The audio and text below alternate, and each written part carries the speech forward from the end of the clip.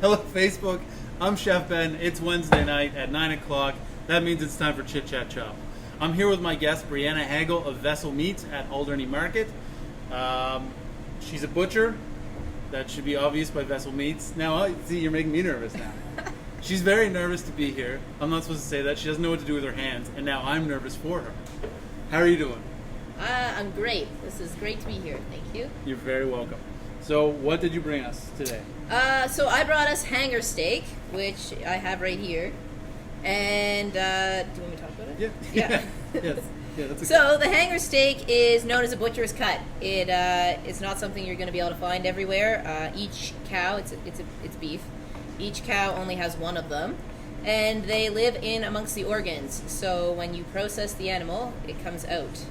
It doesn't hang with the rest of the beef. Like if you buy beef at a good shop, it's going to hang. It hangs off the diaphragm, right? Yeah, it's literally separates the lungs from the bowel. It's not a very beautiful place, but that's what it does. It kind of,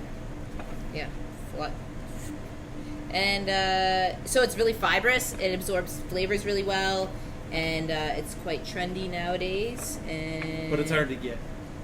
Yeah, it's hard to get because a lot of our meat comes from big commercial factories, and like I said, this doesn't hang with the rest of the beef traditionally. So.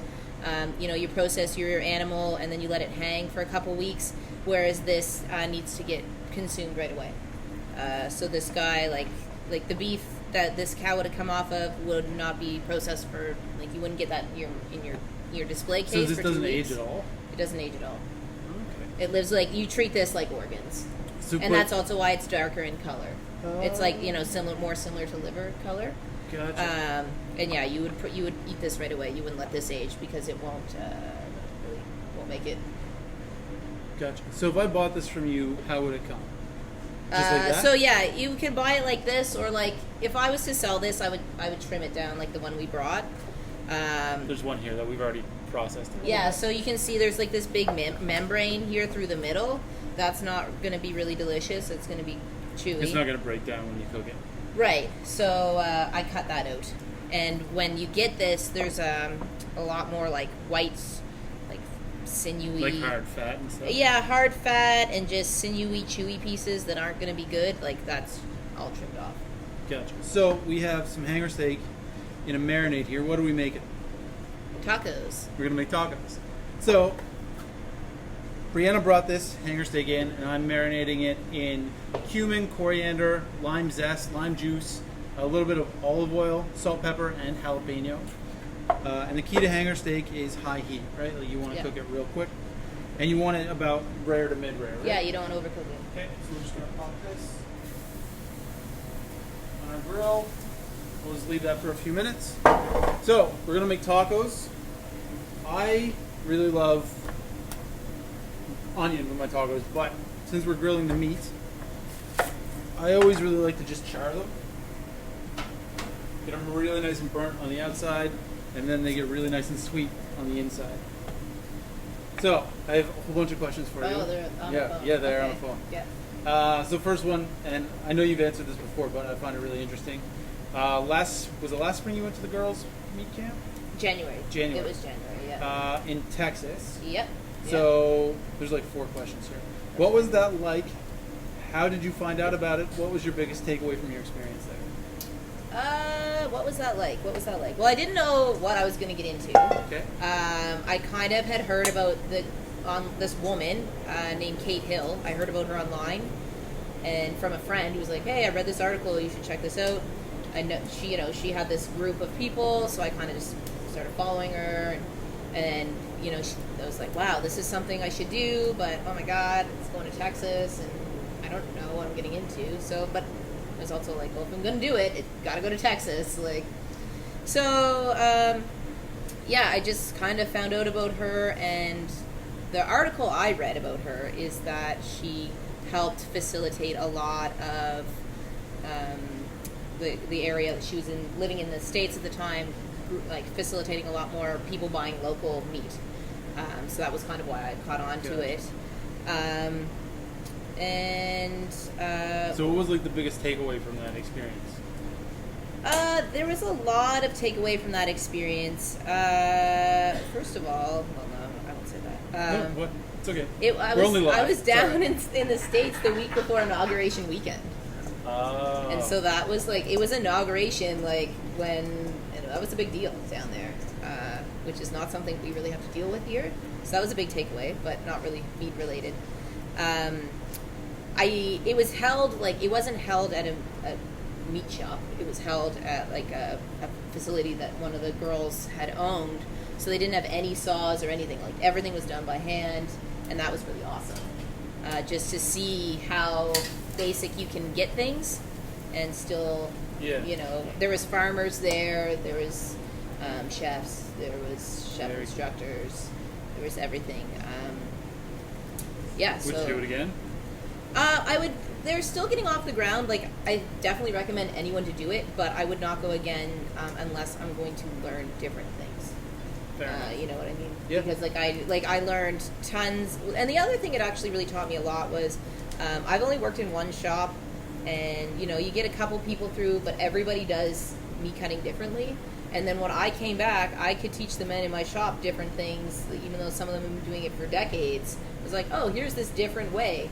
You might like it, you might not like it, but it's still a different way. Yeah. It's a different little skill thing that if someone walks in, here's a different thing, a different way of doing it. So you own your own shop at the Elderly Landing, Vessel Meats, but you also work at Withrows. Yeah, so my primary job is I manage Withrows, and mostly I tell other people what they're doing, how we want things. And then my side business is I source locally from farmers in the community, and I take it to my community in Dartmouth. Awesome.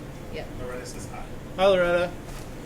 It's going to be a lot of bits. Okay. So we're just going to throw some tacos together while we're talking. I'm really excited about this. I've never made tortillas. John Robideau. I've seen this. So this... What? John Robideau says thank you. Oh, John. Hey, John. So this is masa, which is just corn that's cured with lime. And that's all that's in here. It's completely gluten-free. And then you just add salt and a bit of water. Yeah, and that's your tortillas. I've never done this.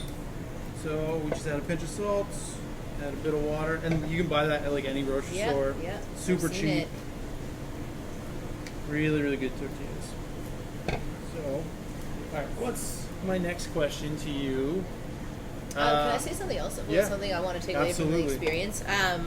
So down in Texas, I realized that because of their climate, they just grill things all the time. And so a lot of shoulder cuts that we would braise and like braising ribs, they're just like, oh, you just grind that. And I was like, but we braising? And they were like, no, we don't do that because it's hot. So one good thing about our mixed climate is that we have like good steaks and good braising things, all good like high heat grill things like flat irons and flanks all summer. And then in the winter we have our stew season, shoulder cuts, braising ribs, things that like a lot, like I didn't really realize different climates don't do different things. Yeah, I wouldn't even have thought of that. But no, and they're like, oh, you just grind that. I was like, but what about? It's so much flavor. But yeah, like, you know, all of these slow roasted things, and they're like, oh yeah, we don't do that. That's crazy. And it was just like, oh, well, there is one good thing about winter. Yeah, the one good thing. Shoulder roasts. Arthur Dogworth says, go Brianna. Hey, Arthur. All right, so I'm going to get you to just make some balls about that big, about an ounce. Okay? When we were doing that, you have said that the hardest part about your business is putting yourself out there as the face of your company. Right now, yeah. Yeah. Oh no, my phone switched. We obviously live in like a really face-forward society. And from an outside perspective, it kind of seems like you've been embracing that a little bit. Do you still find it like pretty difficult to? Yeah, I do actually. Even before I came here, I messaged my friend. I was like, "Do you really think I should wear my knife shirt?" And he was like, "Yes, you have to wear your knife shirt." Like, but you know, it's also part of it. You just have to, you know, you don't take that step. But it's hard to put yourself out there. Even the very first day that I drove to the market at Alderney, because I'd already worked there and I already knew everybody. I was driving there. I was like, oh my god, if this doesn't work, I have to move. Well, because you worked at Noggins for a year. I worked at Noggins at the market for about 2.5 years, and I worked there full time for a year. Okay. And then I just did Saturdays the rest of the time. And even up until like the week before I sold meat, I was working at Noggins strategically. So, you were at Noggins for a long time, and then you went to Withrows. Yeah, so I started working at Withrows just 1 day a week because I wanted to learn things, and I was still working at Noggins full time.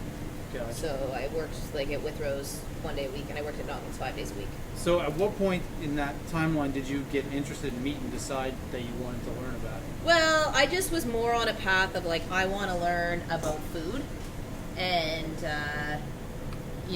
I was just doing the vegetable thing. I love selling vegetables. Anyone from the market can tell you how much I love selling vegetables. It's the best.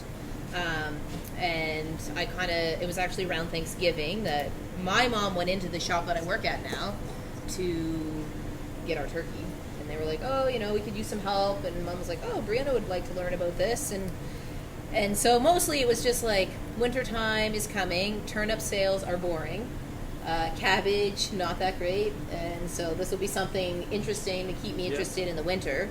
And then they just had a need for like a lot more of my business skills, and so it was just like, okay, I'll come help you if you teach me things.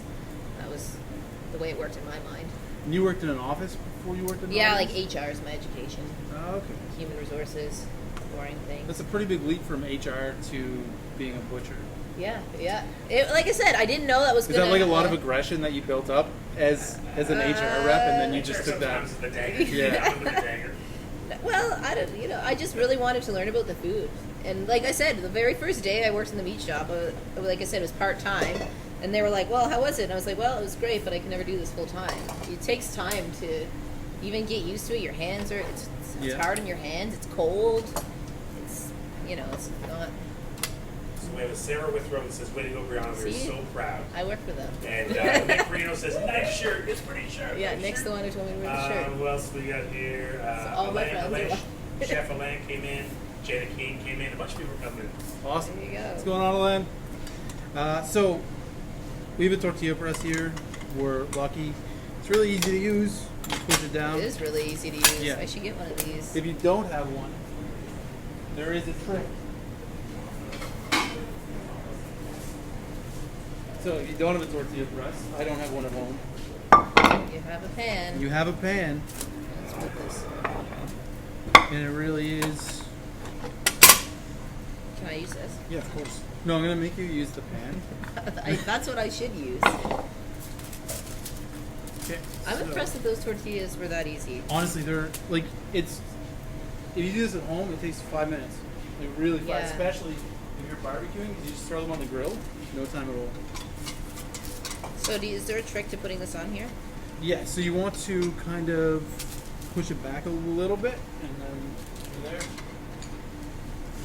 Like Okay. this? So, this is kind of a generic question, but what's your favorite cut of meat?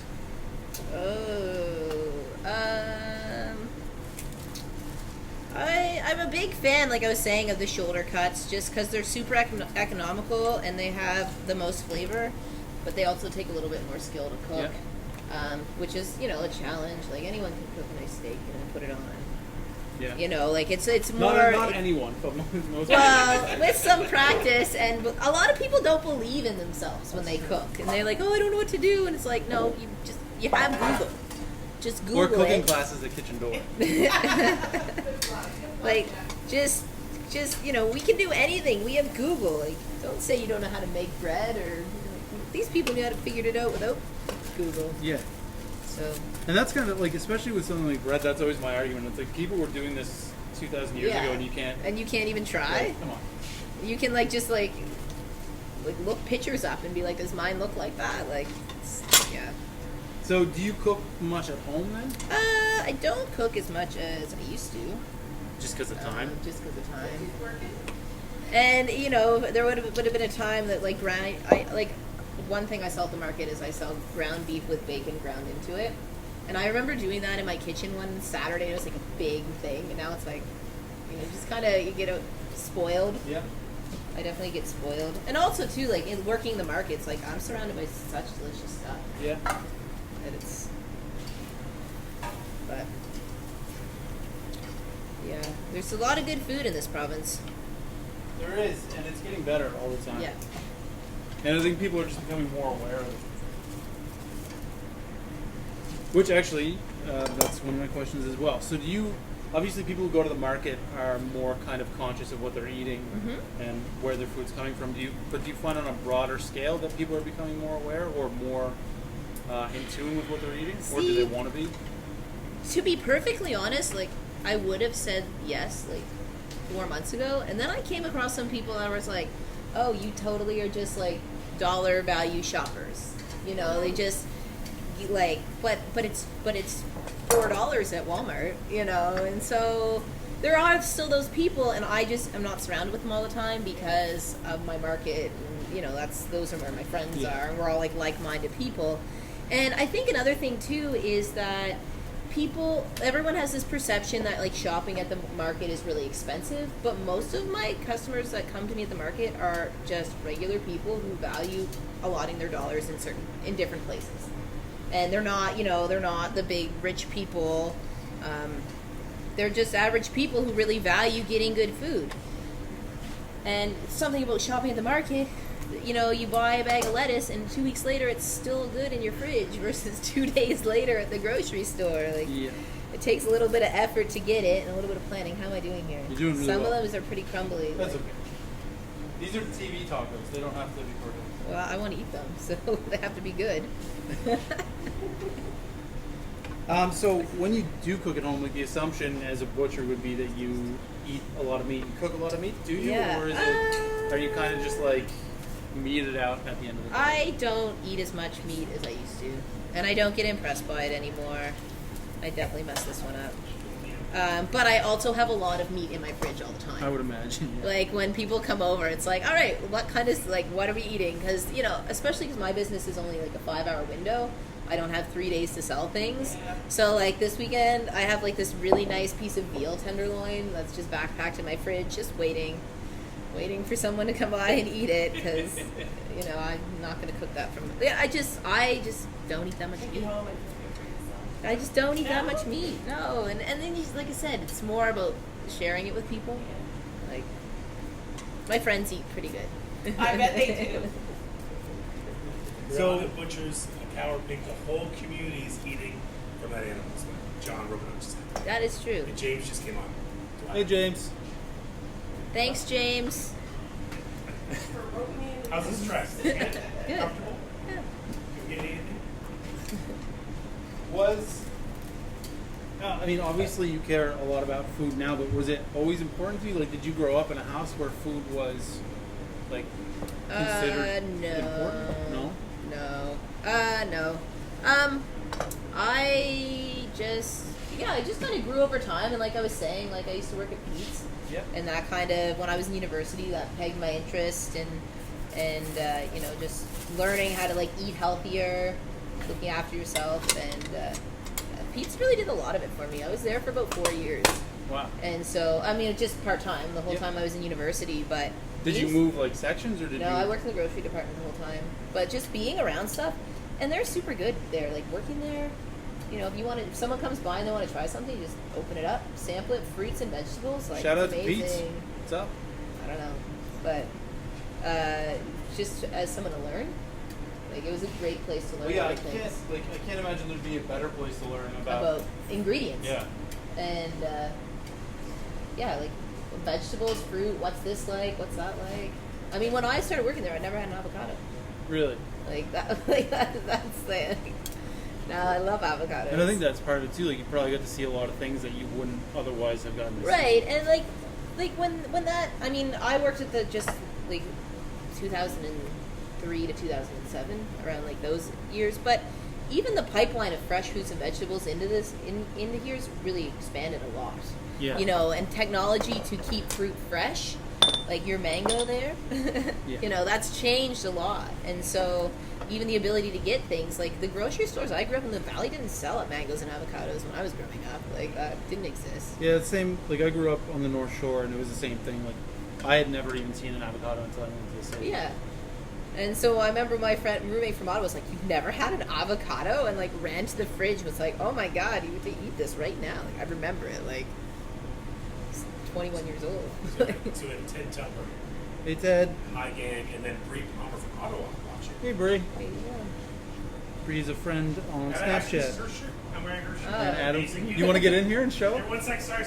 Adam's first time on I was gonna camera. show Oh my Bree. god. Bree, I'm representing your shirt. All right.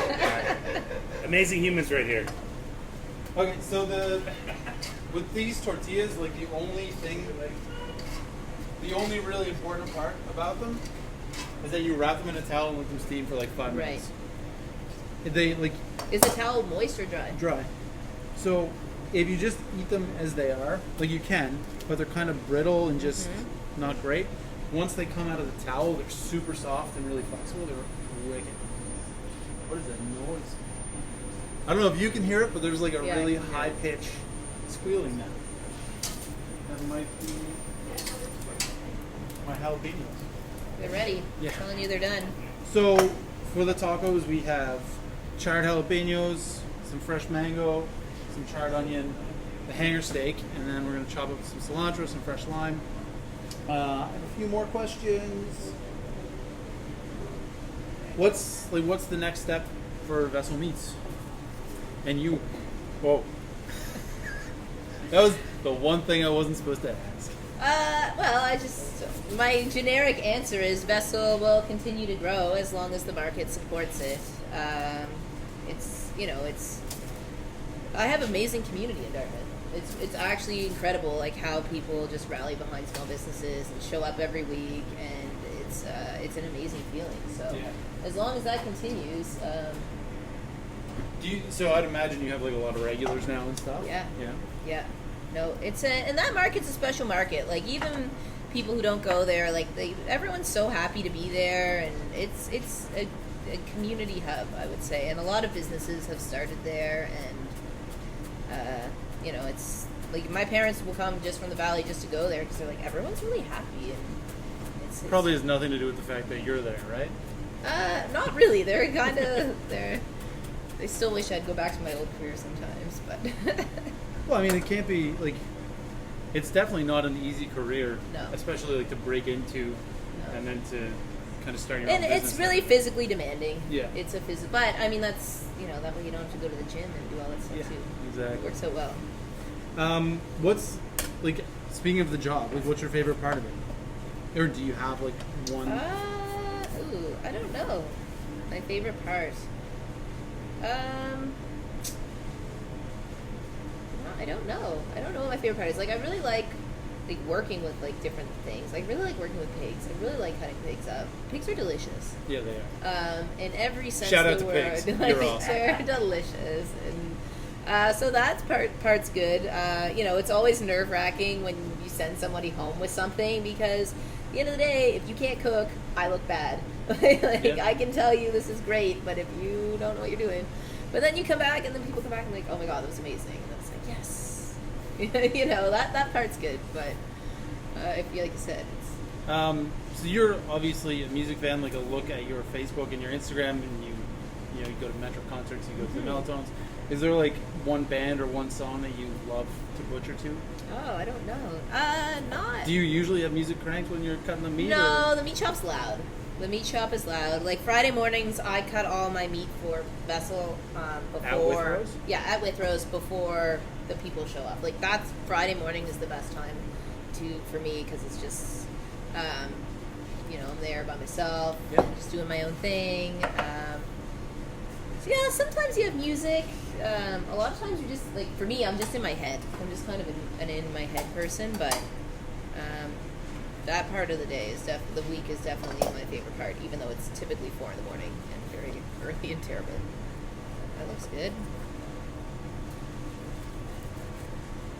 Sally says she loves the tortilla and the towel tip. You're welcome, Saba. What?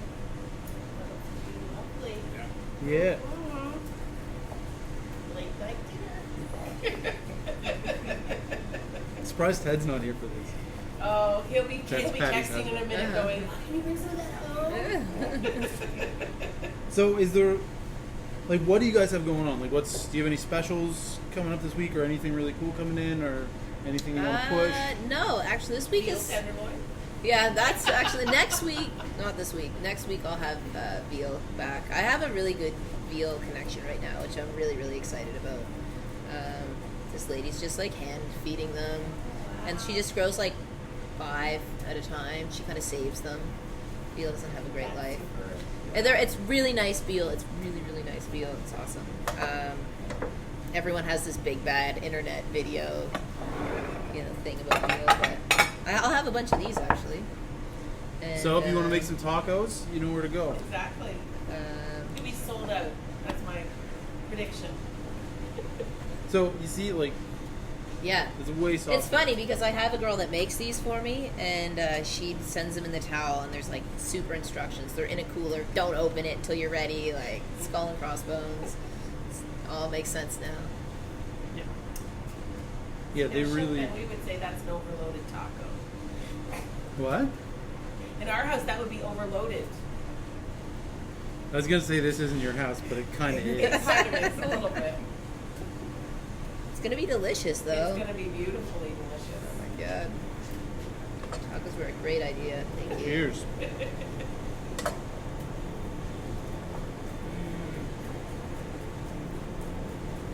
I love how you're eating and inspecting at the same time.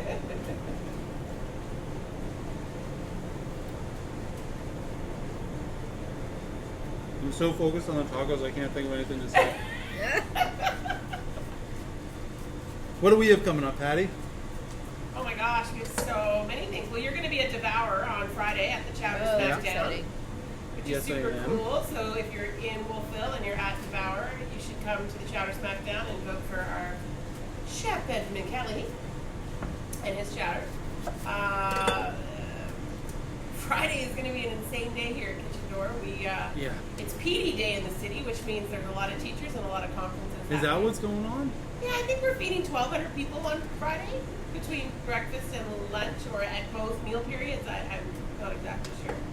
There's a lot of things in the walk-ins right now, but yeah, so it's a busy day. I think we have our last wedding of the season on Saturday. Yeah, we do. That's going to be a lot of fun. Which is nice, and November's great, and booking holiday parties like that, Matt, and That's busy Kitchen Door. and Holiday we're parties. enjoying the nice weather. Oh my even though gosh, it's a the little weather's scary. crazy. Yeah. It's really scary to think about. Yeah, it's not good. It's not good. Even But though it's we're great enjoying right it, now, It's not like, good. yeah. Yeah. So one of the chefs from Don Marzio's just joined Ryan Adams. Hi. Hi. Good guy. Hi, Ryan. How you People are doing? I think people are fighting over leftovers, I'm pretty sure. I see Oh, yeah. Evan and Ted fighting for leftovers. Is There- there leftovers? There aren't going to be leftovers. No. And again, so this stuff is gluten free. Yeah, Evan's like, Yeah. They are gluten free. Yeah. All right, so we have our tacos done. Is there anything else you want to throw out before we go? Who, me? Yeah. No, I want No, the every- taco. everybody else. All right, well, let's get in here. Yeah. So we'll take a bite and then we'll do the What, pretend Sweet onion and jalapeno and mango. yeah. Okay. Cheers. Thanks Thank for you. coming. Oh, look, Thank the you. taco shop. I know. The taco shop. A hanger steak. Oh, that jalapeno's gonna be real hot. That's all right. Do you need some milk? Maybe. Did I do it justice? Yep. Awesome. So I guess we're... Mine's all over the floor, though. So every Saturday you're at Argument? So, every Saturday, what time do you start? 8. Every Saturday at 8 at the 8 to Alderney 1. Market, right outside the art gallery. Yep. Yep. Right outside the art gallery. Check her out, Vessel Meats. Look her up on Facebook, on Instagram. Brianna, thank you so much for coming. Oh, thank you. This is the best. We always end the show with a mouthful of food. And we have to say chit, chat, chop 5 times fast. Last week with James was the first time we got through it. I wasn't told about this. No one Okay. gets told about this. Okay. But you didn't do your research, so it's your own fault. Okay. You want to count us in? Yeah. So same time you go chit chat chop chit chat. You get it? Is it a race? No, we got to do it at the same time. So We just like got to triangle through it. chit Okay. chat chop. I can do this. Can you Ready? do this? I can barely say You it have slow. practice. Look, she's calling you You out. have I I can love barely it. say it slow. You've had practice. All right, 1, 2, 3. Chit chat chop, chit chat chop, chit chat chop, chit chat chop, chit chat chop. Yes. Oh, she Nailed it. Yes. Good Guys, job. thanks for watching. I'll see you next week.